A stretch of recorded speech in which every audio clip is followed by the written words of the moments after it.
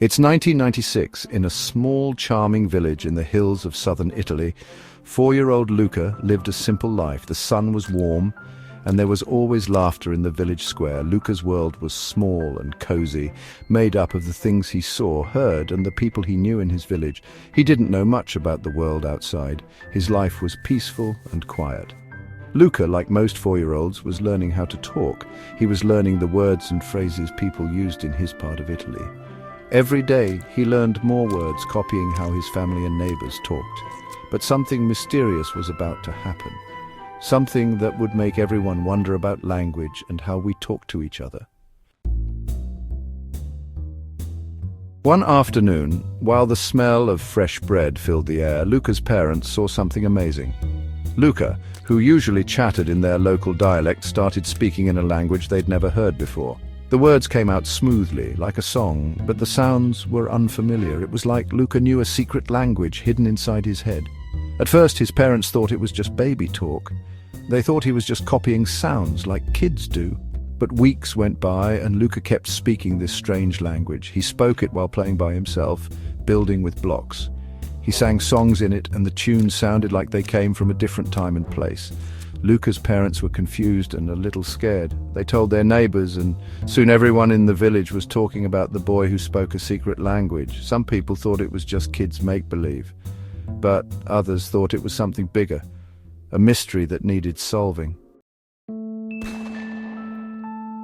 News about Luca spread beyond the village. Language experts and scientists from all over Italy heard about him. They came to the village wanting to study Luca and his special language. They brought notebooks and recorders ready to figure out what Luca was saying. They wanted to find a clue, something that would explain this strange language. The experts listened carefully as Luca talked, his words sounding like a forgotten song. They recorded everything he said, writing down the sounds and the rhythm of his speech.